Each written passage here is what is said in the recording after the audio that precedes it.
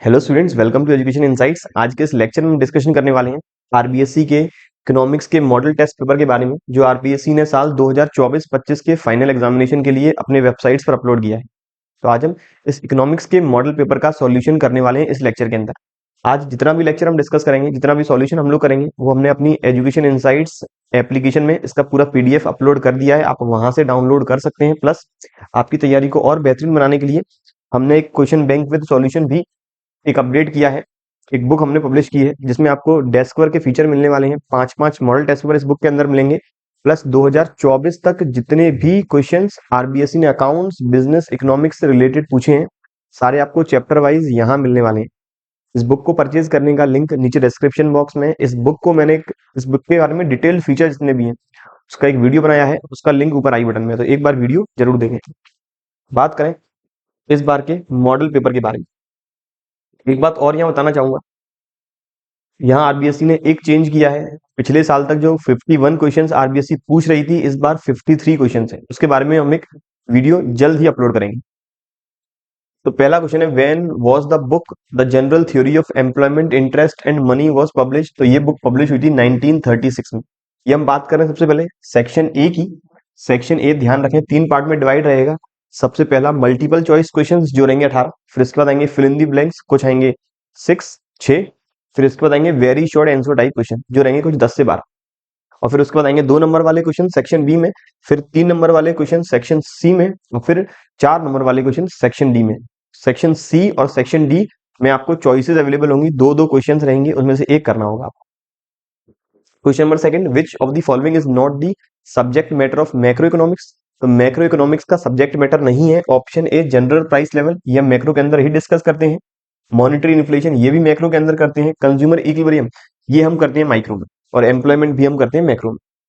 Question number next, which of the following is not a part of cashless transaction. Cashless transaction का part नहीं है, जहां हमें cash use नहीं करना उसका पार्ट नहीं है। तो ई वॉलेट्स में हमें कैश यूज नहीं करना, नेशनल फाइनेंशियल स्विच में कैश यूज नहीं करना, पेमेंट बाय स्मार्टफोन इसमें भी कैश यूज नहीं करना। तो कैश पेमेंट में हमें कैश यूज करना होगा। तो ये मेरा कैशलेस ट्रांजेक्शन का पार्ट नहीं है। कैशलेस मतलब option D cash payment. Number next, formula of money multiplier is. तो इसका फॉर्मूला रहता है 1 अपॉन कैश रिजर्व रेशियो या फिर 1 अपॉन लीगल रिजर्व रेशियो। तो मेरा option A 1 upon C R R. Question number next, if MPC, if marginal propensity to consume is 0.80। अगर MPC की वैल्यू 0.80 है, then find out value of MPS. मुझे पता है एमपीसी और एमपीएस ये हमेशा 1 के इक्वलेंट होंगे। तो अगर इसकी वैल्यू है 0.80, तो सर मेरा एमपीएस कितना होगा? मेरा एमपीएस होगा 0.20। So value of MPS is 0.20, option C. Question number next, estimated और planned value of investment is called। estimated या फिर planned इसको हम ex ante भी कहते हैं। तो it is known as ex ante investment। यहाँ याद रखें आरबीएससी ने एंटीसिपेटेड वर्ड लिखा हुआ है, उन्होंने हिंदी को सीधा इंग्लिश में कन्वर्ट किया इसलिए एंटीसिपेटेड आ गया, अदरवाइज करेक्ट है एक्स एंटी। तो यहाँ रहेगा मेरा एक्स एंटी इन्वेस्टमेंट। अगर कंजम्पशन की पूछता तो लिखते एक्स एंटी कंजम्पशन। यहाँ ऑप्शन है C. Number next, which of the following example of paper tax. कौन सा एग्जांपल है पेपर टैक्स? पेपर टैक्स का मतलब ऐसे टैक्सेस जो केवल कागजों में ही है, उनका एक्चुअल में एग्जिस्टेंस नहीं है। तो इनकम टैक्स का एग्जिस्टेंस है, कॉर्पोरेट टैक्स का भी एग्जिस्टेंस है, कस्टम ड्यूटी का भी एग्जिस्टेंस है। गिफ्ट टैक्स पेपर टैक्स है, option D. Number next, to increase aggregate demand the government uses which of the following method. हमें एग्रीगेट डिमांड बढ़ानी है, लोगों का खर्चा बढ़ाना है। लोगों का खर्चा कब बढ़ेगा? जब गवर्नमेंट टैक्सेस कम कर देगी।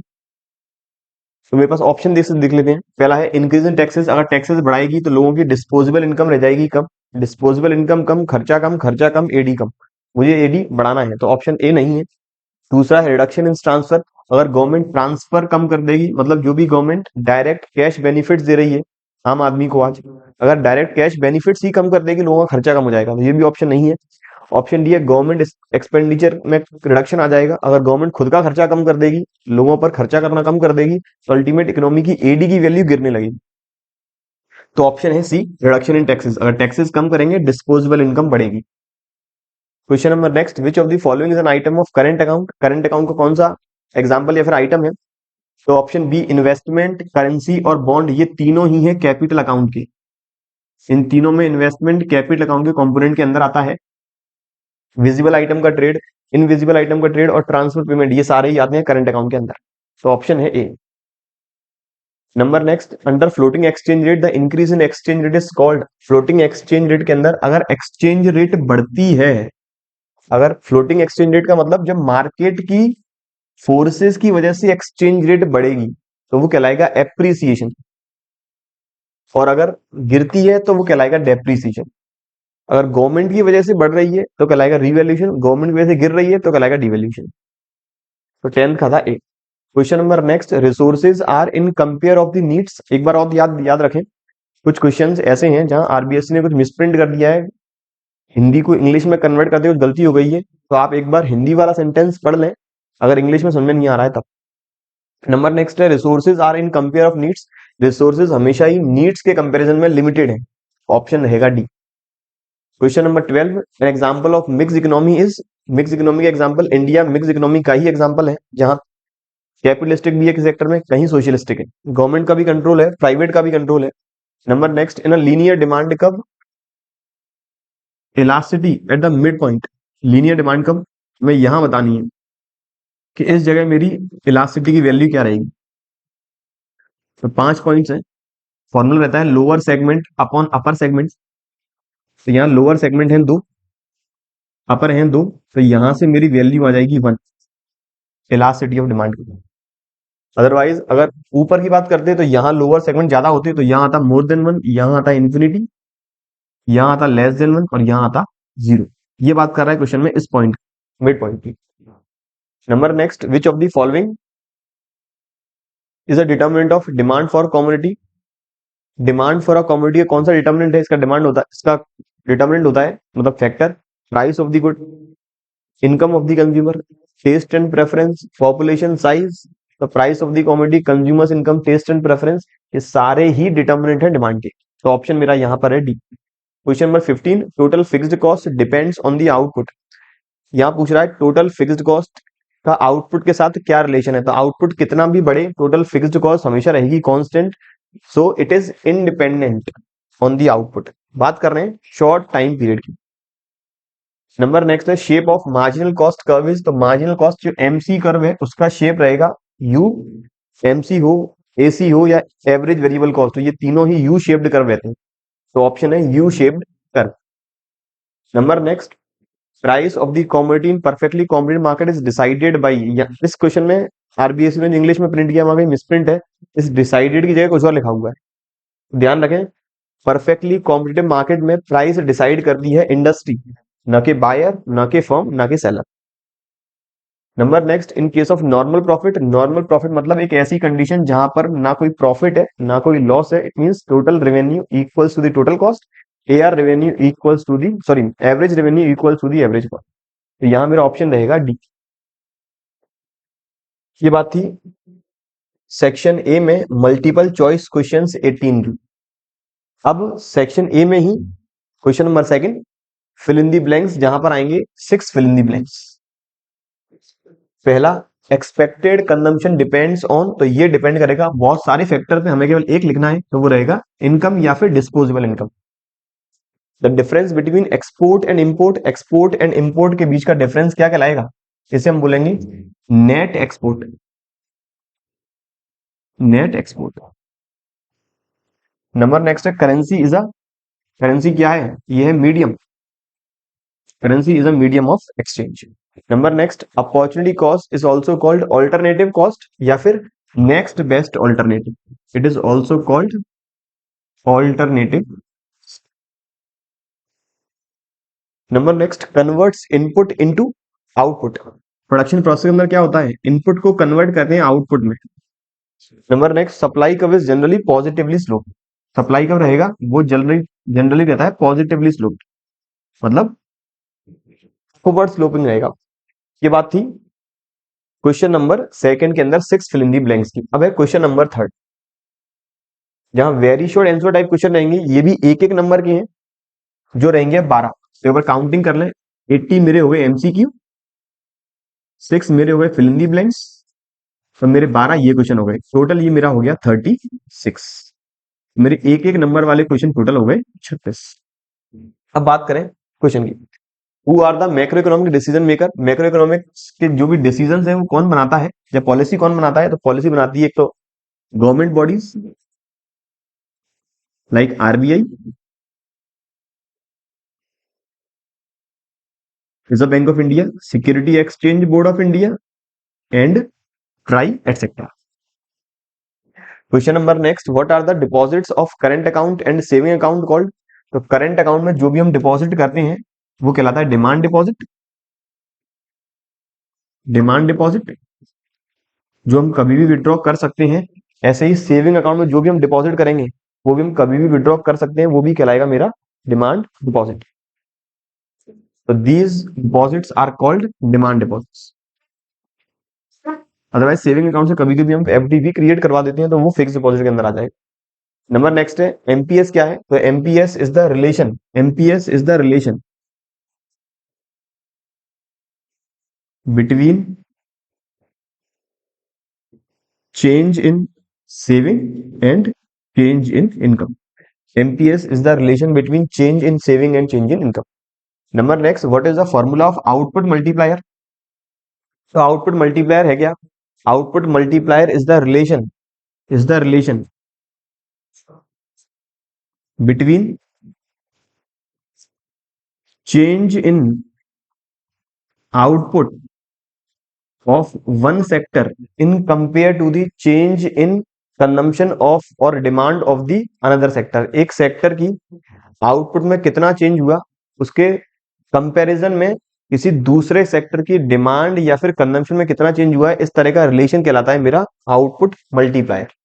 नंबर नेक्स्ट है what is the assumption of ceteris paribus. तो सेटरिस पेरिबस इसका मतलब होता है द थिंग्स रिमेन्स कांस्टेंट, जो आता है मेजर लॉ ऑफ डिमांड में, लॉ ऑफ सप्लाई में, मार्केट इक्विलिब्रियम वाले टॉपिक में। तो इसका अजम्पशन है price of the goods remains constant. अगर डिमांड की बात करूं तो मैं income of the consumer remains constant, taste and preference remains constant, government policies remains constant. हमें एक नंबर का है केवल एक ही लिखनी है। नंबर नेक्स्ट है what is the duration of financial year in India. तो इंडिया के अंदर फाइनेंशियल ईयर का ड्यूरेशन है 12 months which starts from 1st April and ends on 31st March of the next year. Number next what is open economy. तो एक ऐसी economy जिसमें सारे सेक्टर्स इन्वॉल्व हैं, house hold, producers, government, rest of the world, या फिर एक ऐसी इकोनॉमी जिसमें इंपोर्ट और एक्सपोर्ट भी किया जा सकता है, वो कहलाएगी open economy. Number next what write the name of any one input use by the farmer.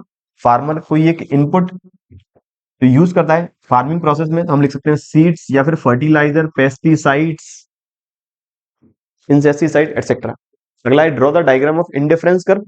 तो डायग्राम में मैंने आपको बताया हुआ है, जब भी एग्जाम में डायग्राम आता है तो एक्स एक्सिस पे हमें जो भी वेरिएबल प्लॉट करना है और वाई एक्सिस पे जो भी वेरिएबल प्लॉट करना है वो लिखना पड़ेगा। इंडिफरेंस कर्व है क्या? इंडिफरेंस कर्व एक ऐसी ग्राफिकल रिप्रेजेंटेशन है जो कस्टमर के कंटेक्स्ट में बनाई जाती है, कंज्यूमर के कंटेक्स्ट में बनाई जाती है कि कंज्यूमर दो गुड्स में से इनके कौन कौन से ऑप्टिमम कॉम्बिनेशन अपनी इनकम के अंदर परचेज कर सकता है और उसमें से कौन सा कंज्यूम करेगा। परचेज करने वाला जाएगा बजट लाइन में, कंजम्पशन वाला आएगा इंडिफरेंस कर्व में। तो ये मेरा आ गया indifference curve. Number next define short run production function. और बताना प्रोडक्शन फंक्शन क्या है। तो sorry short run production function क्या है। यहाँ पर आरबीएससी ने क्वेश्चन में जहां तक मुझे याद है केवल लिखा हुआ है डिफाइन शॉर्ट रन या शॉर्ट टर्म। तो short term production function means एक ऐसा प्रोडक्शन फंक्शन जहां पर कुछ फैक्टर्स रहेंगे, एक फैक्टर को छोड़कर सारे फैक्टर रहेंगे फिक्स्ड और एक फैक्टर रहेगा वेरिएबल जो है labour. That time period in which all the factors remain fixed except one fixed factor consider land, capital, entrepreneur, etc., while variable factor consider labor only. Number next, what will be the change in equilibrium price due to rightward shift in demand? ये पूछ रहा है equilibrium price में क्या change होगा। अब याद रखें इक्विलिब्रियम प्राइस कब आता है। इक्विलिब्रियम प्राइस का मतलब एक ऐसी प्राइस जहां पर बायर खरीदने के लिए रेडी है, सेलर बेचने के लिए रेडी है, मतलब ये आएगा डिमांड और सप्लाई के बेसिस पर। तो ये मेरा डिमांड का, ये मेरा सप्लाई का, ये पुराना वाला इक्विलिब्रियम प्राइस और इक्विलिब्रियम क्वांटिटी। अब कह रहा है अगर जो मेरी डिमांड है वो राइटवर्ड शिफ्ट होती है, डिमांड मेरी होती है राइटवर्ड शिफ्ट, ये मेरा डिमांड हो गया राइटवर्ड शिफ्ट, सप्लाई का पुराना वाला ही रहेगा। तो डिमांड नया, सप्लाई पुराना, जिस पॉइंट पर वो करेंगे इंटरसेक्ट, ये नया इक्विलिब्रियम पॉइंट और यहां पर मेरी प्राइस हो गई increase. So if there is rightward shift in demand then equilibrium price will increase। यहाँ क्वेश्चन याद है सर कि हमें ग्राफ बनाना होगा। बच्चों 1 नंबर का क्वेश्चन है, आप लोग ग्राफ नहीं बनाएंगे तब भी काम चल जाएगा, केवल इतना लिख दें it leads to increase in price. Otherwise इन बच्चों को ग्राफ पता है कैसे बनाना है, वो बना सकते हैं। Number next, what do you mean by revenue? तो revenue means total amount of money received from the selling of a product और given units of a product is known as revenue और सेल। ये बात थी section A के सारे 36 questions की। बात करूं मैं सेक्शन बी की, जिसके अंदर सर क्वेश्चन आएंगे आपके 10 और हर क्वेश्चन का वेटेज रहेगा 2 नंबर, टोटल वेटेज इस बार है 20 नंबर। क्वेश्चन पहला है create a model of circular flow of income in simple economy. तो सिंपल इकोनॉमी में मुझे पता है 2 ही सेक्टर हैं, हाउस होल्ड और प्रोड्यूसर। मुझे बनाना है कि इस सेक्टर में या इस इकोनॉमी में ये दोनों काम कैसे करते हैं। तो हाउस होल्ड मेरा ये आ गया, ये पूरा लिखना है, ध्यान रखना आपको। हाउस होल्ड ये आ गया मेरा प्रोड्यूसर। हाउस होल्ड अपने फैक्टर ऑफ प्रोडक्शन रेंडर्ड करेगा, फैक्टर ऑफ प्रोडक्शन ये करेगा rendered, land labour capital entrepreneur. Producer अपने गुड्स एंड सर्विसेज बेचेगा, sale of goods and services.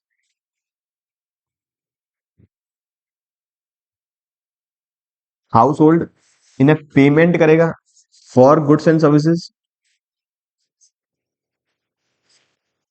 Producer इन्हें पेमेंट करेगा for factor of production, payment for factor of production. ये बात थी क्वेश्चन नंबर 4 की। क्वेश्चन नंबर 5 में if C equals to 40 plus 0.80y, यहाँ आरबीएससी ने जो प्रिंट किया है वो 0.84y है, मेरे हिसाब से यहाँ होगा 0.80y। And I equals to 10 crore, investment की वैल्यू गिवन है 10 करोड़। निकालना क्या है, you have to find out the value of X N T AD. मुझे निकालना है एडी की वैल्यू। एडी का फॉर्मूला मुझे पता है सी प्लस आई है, सी की वैल्यू मुझे गिवन है जो है 40 प्लस 0.80y, आई की वैल्यू गिवन है 10 करोड़। अब एडी की वैल्यू केवल यहीं तक निकल सकती है, लेकिन यहां मैंने एक ऑर्गेनाइजेशन और मान ली है, इकोनॉमी इक्विलिब्रियम में, इकोनॉमी है इक्विलिब्रियम में।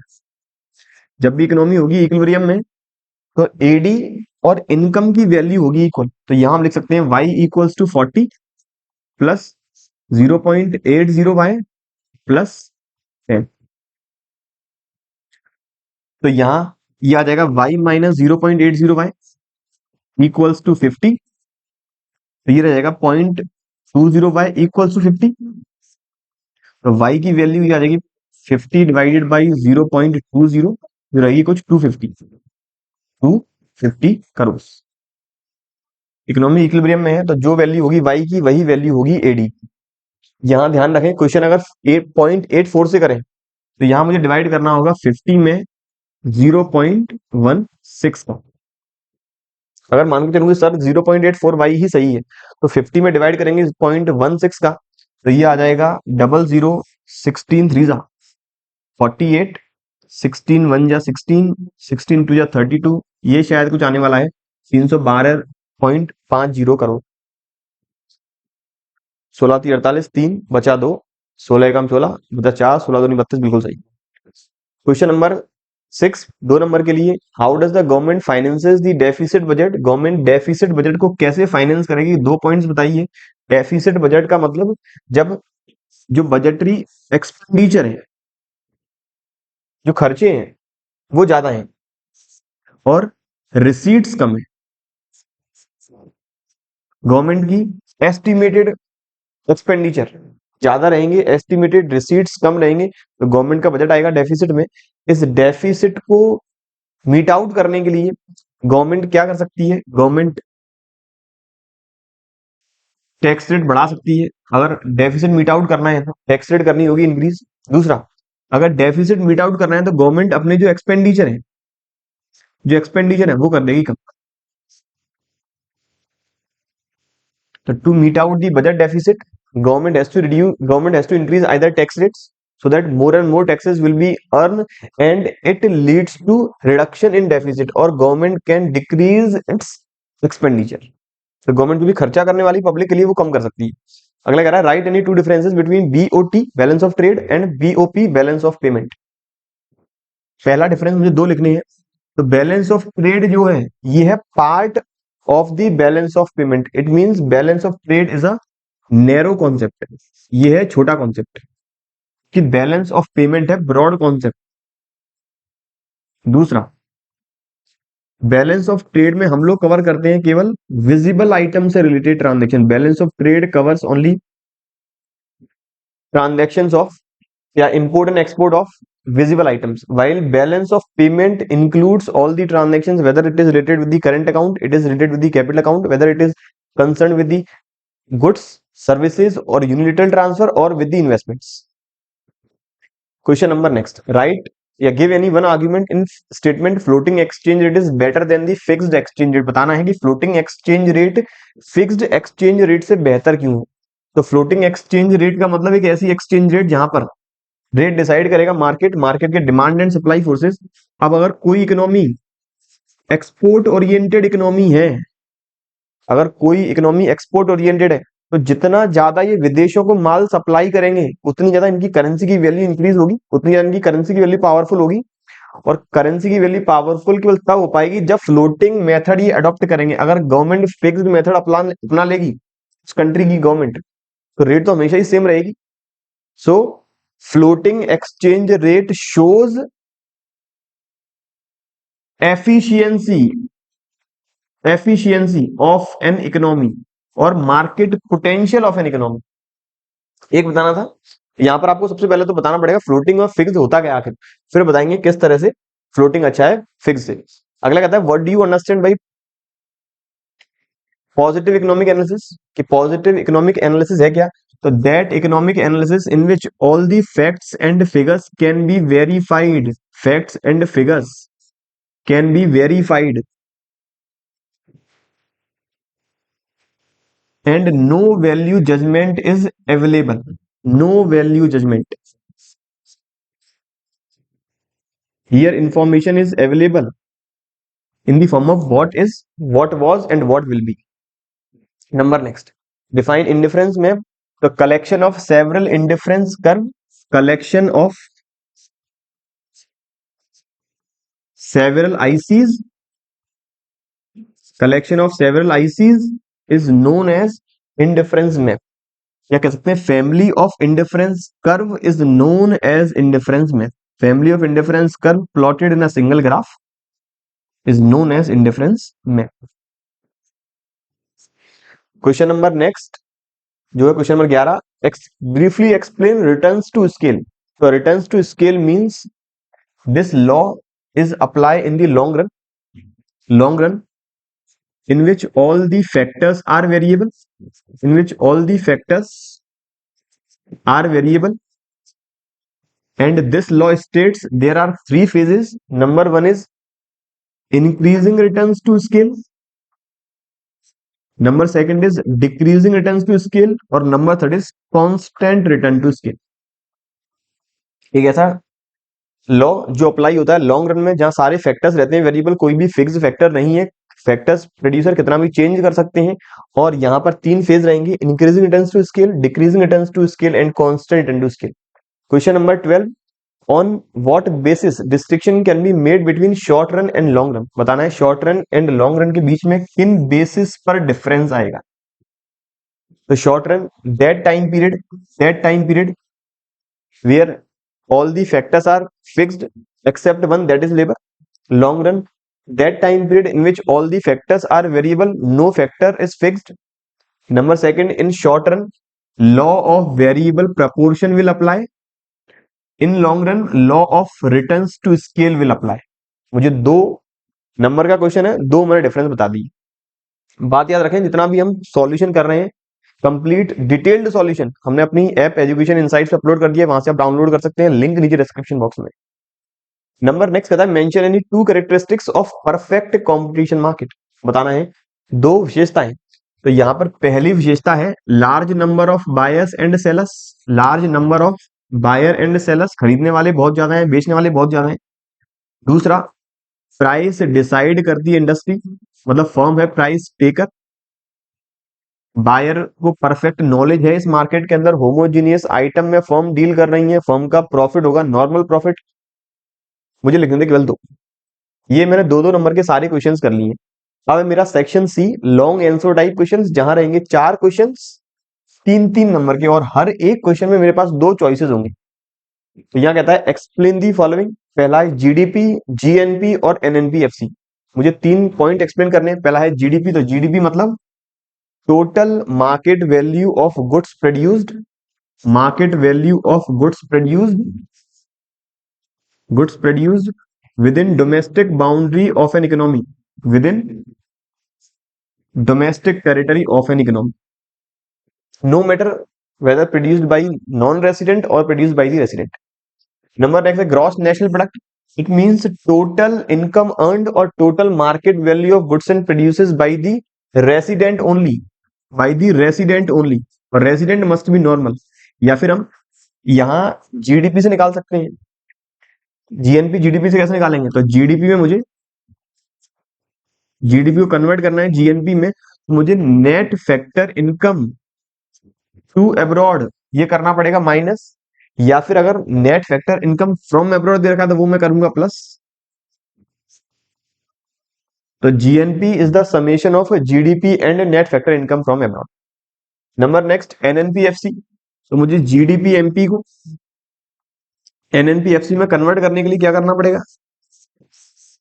एनएनपीएफसी में माइनस करना पड़ेगा डेप्रीसिएशन, ऐड करना पड़ेगा एनएफआईए और माइनस करना पड़ेगा नेट इनडायरेक्ट टैक्स। इतना ही करना पड़ेगा।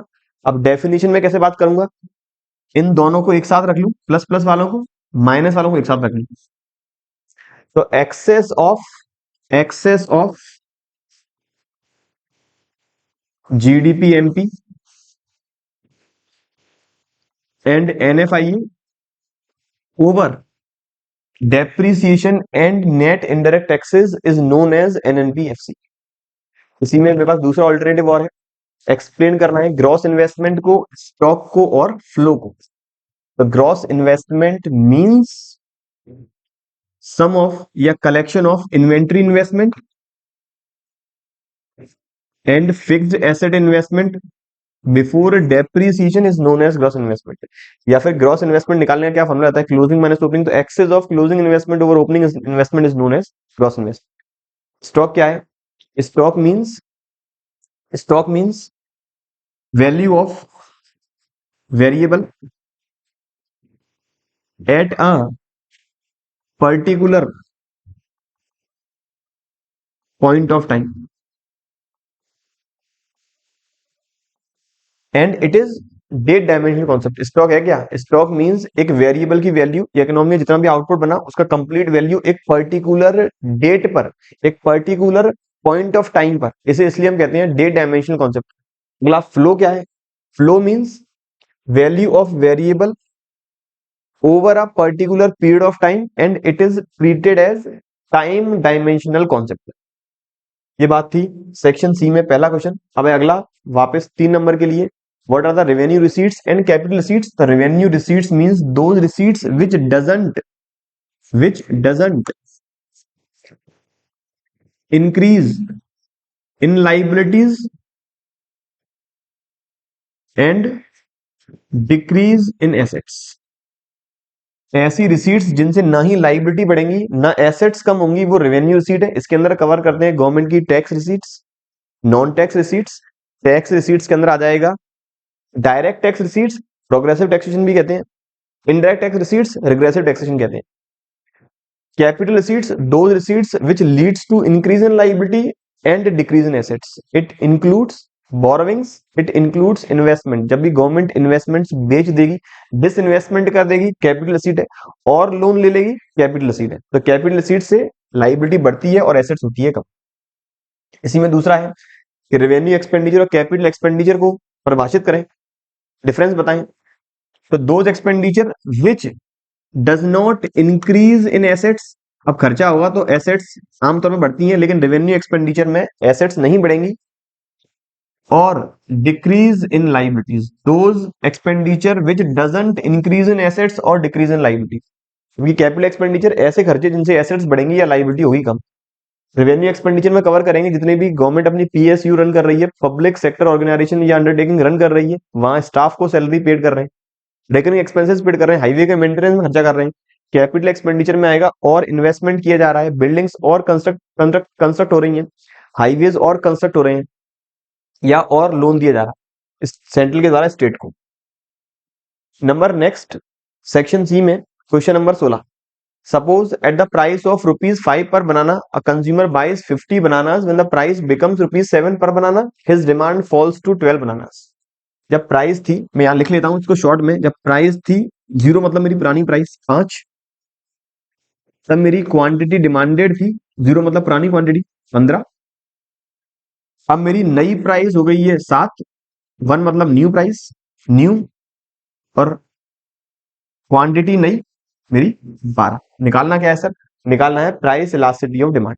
तो मेरा प्राइस इलास्टिसिटी ऑफ डिमांड निकालने का फॉर्मूला है delta Q upon Q multiply by P upon delta P. ये मेरा फॉर्मूला है प्राइस इलास्टिसिटी ऑफ डिमांड निकालने का। और आगे रहेगा मेरा माइनस डेल्टा क्यू। कैसे निकालेंगे? ये रहेगा चेंज इन दी क्वांटिटी, और चेंज इन डेल्टा पी का मतलब चेंज इन प्राइस, नई वाली में से पुरानी वाली क्वांटिटी या पुरानी वाली प्राइस करेंगे माइनस। तो मेरा क्वांटिटी में चेंज हुआ है 12 माइनस 15 माइनस का 3, क्यू मतलब पुरानी क्वांटिटी, पुरानी क्वांटिटी मेरी कितनी है 15, मल्टीप्लाई पुरानी प्राइस मेरी कितनी है 5, प्राइस में चेंज कितना हुआ है 7 माइनस 5 2। ध्यान रखें मुझे यूज करनी होती है पुरानी क्वांटिटी या पुरानी प्राइस से कंपेयर करेंगे। तो ये मेरा 5 3 जा 15, 3 3 जा 1, ये आ गया मेरा 0.50। या फिर दूसरा तरीका करने का, प्राइस मेरी इंक्रीज हुई है 2 रुपए से, मतलब 40% हुई है प्राइस इंक्रीज। डिमांड डिक्रीज हुई है 3 यूनिट से, तो 3 15 का है 20%। डिमांड में चेंज है 20%, प्राइस में चेंज है 40%। तो अल्टीमेट मेरा रिलेशन 20/40 0.50। तो मेरी पीडी की वैल्यू आ गई 0.50। इसी में और में है प्राइस इलास्टिसिटी और सप्लाई को लेकर। यहां मैं जल्दी कर देता हूं थोड़ा। प्राइस, यहां ध्यान रखें 1 का मतलब पुरानी प्राइस, 2 का मतलब नई प्राइस। तो यहाँ प्राइस बढ़ गई है 20 रुपए से, प्राइस में चेंज हुआ है 20%, यहाँ निकालना है इलास्टिसिटी ऑफ डिमांड, तो माइनस नहीं होगा फॉर्मूले में।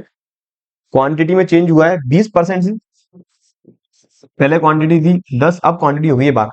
तो जितना चेंज क्वांटिटी में उतना चेंज है प्राइस में, तो ये रहेगा 1। दूसरा तरीका निकालने का, पूरा फॉर्मूला लिखना है तो Q1 minus Q0 upon Q0 further divided by P1 minus P0 upon P0। इसे बोलेंगे डेल्टा Q अपॉन Q0, इसे बोलेंगे डेल्टा P अपॉन P0, और फिर मल्टीप्लाई कुछ इस तरह से होगा। तो फिर मेरा यही फॉर्मूला आ जाएगा। कहाँ है मेरा फॉर्मूला? बोल, बस ये डिमांड का है, यहां सप्लाई होगा। Question number next, section C का आखिरी क्वेश्चन मुझे निकालना है टीआर और एमआर। ध्यान रखें अपने सिलेबस में भी केवल परफेक्ट कॉम्पिटिशन मार्केट है, इम्परफेक्ट नहीं है, तो कोई भी क्वेश्चन इम्परफेक्ट से नहीं पूछा होगा। टीआर और एमआर की वैल्यू निकालनी है। प्राइस गिवन है मुझे 10 रुपए पर यूनिट। अगर 0 यूनिट बिकेंगी तो कोई भी रेवेन्यू जनरेट नहीं होगा। एमआर 0 यूनिट पर निकाल नहीं सकते हैं, नॉट डिटर्मिनेबल। टीआर 1 यूनिट बिकी है तो 10, 2 बिकेंगी तो 20, और 3 बिकेंगी तो 30। तो हमेशा एडिशनल रेवेन्यू मेरा इंक्रीज हो रहा है 10-10 रुपए से। तो मेरा एमआर आ गया 10-10। और इसमें दूसरा क्वेश्चन, डिमांड एंड सप्लाई के मुझे इक्वेशन गिवन है, निकालना क्या है सर? निकालना है equilibrium price and equilibrium quantity. मुझे पता है जब मार्केट होगा इक्विलिब्रियम में, तो मेरी मार्केट डिमांड और मार्केट सप्लाई होगा इक्वल। मार्केट डिमांड की मेरी इक्वेशन है 1000 माइनस पी, और सप्लाई की इक्वेशन है 700 प्लस 2p। तो यहाँ 760 आ जाएगा, बचेगा 300। ये p माइनस का है, उस साइड हो जाएगा पॉजिटिव, तो 3p। तो p की वैल्यू मेरी आ गई 100।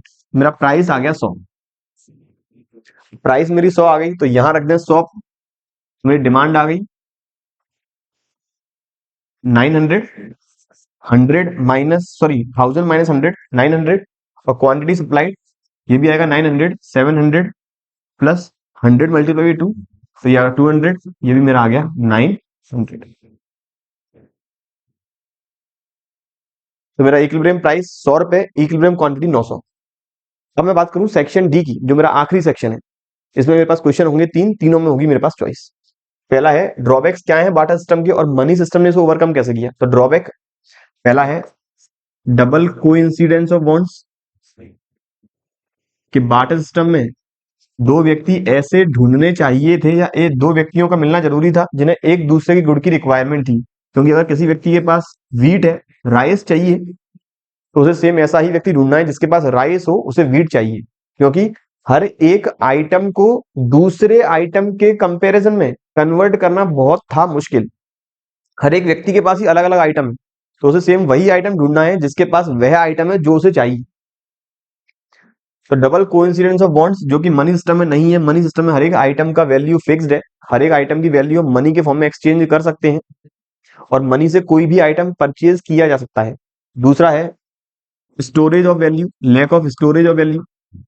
बाटा सिस्टम में उस पर्टिकुलर कॉमोडिटी को स्टोर करने के लिए बहुत, यहाँ वैल्यू बोला गया उस पर्टिकुलर कॉमोडिटी को, उस कॉमोडिटी को स्टोर करने के लिए बहुत बड़े स्पेस की रिक्वायरमेंट है। मेरे पास गेहूं है, वीट है, चावल चाहिए, चावल मिल गया, लेकिन चावल भी तो स्टोर करना पड़ेगा।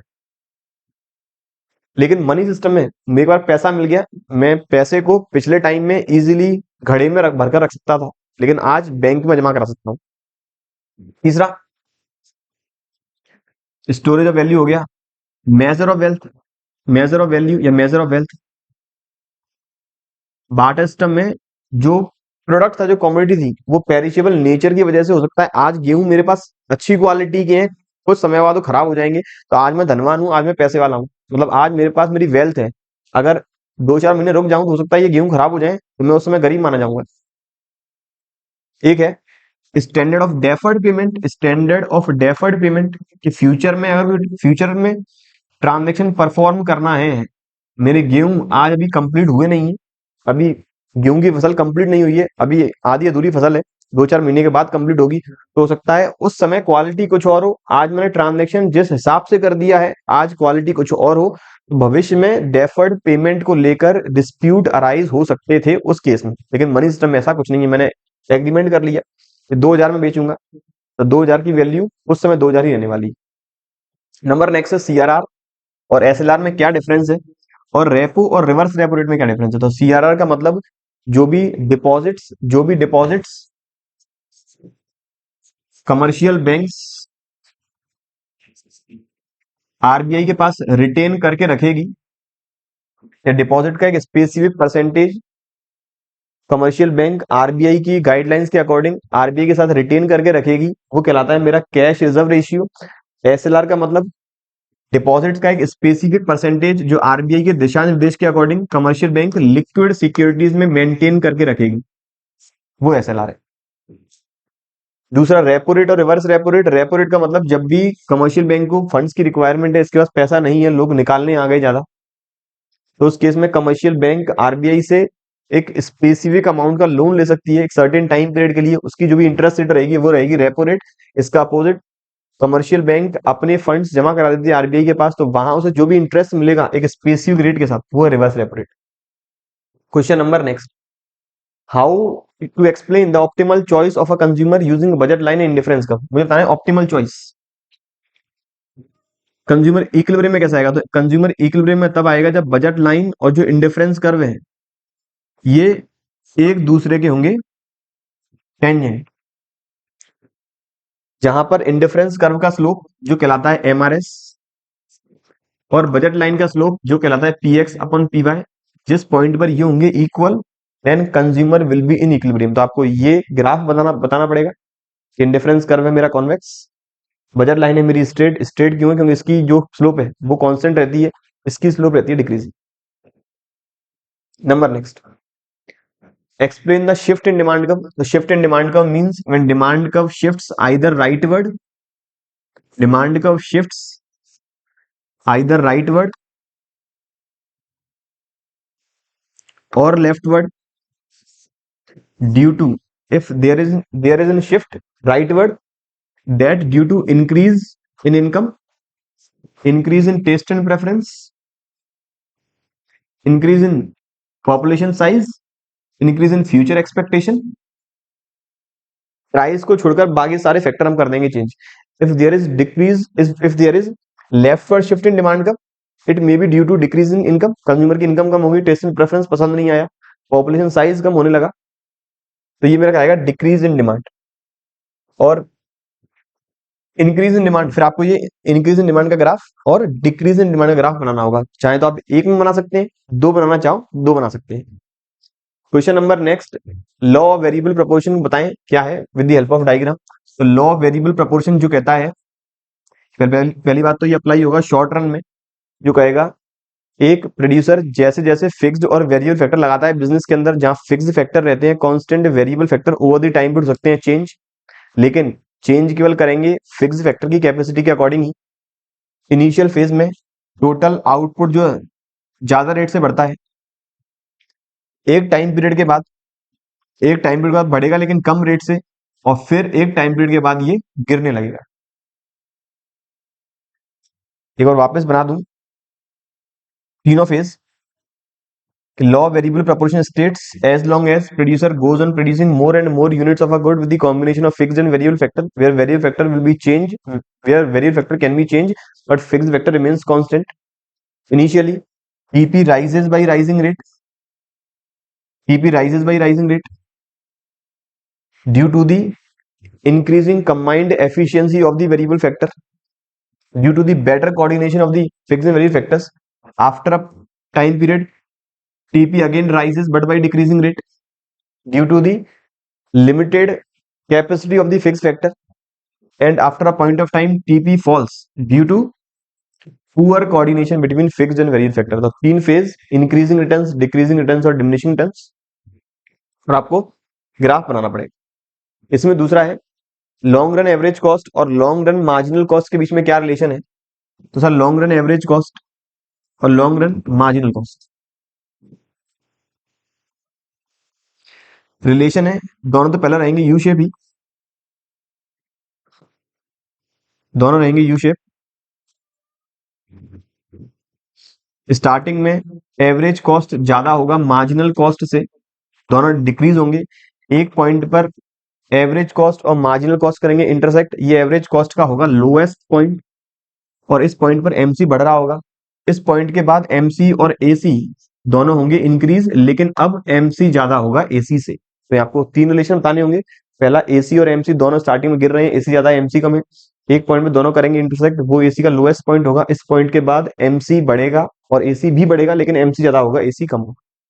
ये बात थी आखिरी क्वेश्चन नंबर 20 की. ये हमने सारे क्वेश्चंस के बारे में डिस्कशन कर लिया. उम्मीद है आप लोगों को सॉल्यूशन पसंद आया होगा, समझ आया होगा. इनकेस वीडियो पसंद आए लाइक जरूर करें, अपने फ्रेंड्स के साथ शेयर जरूर करें.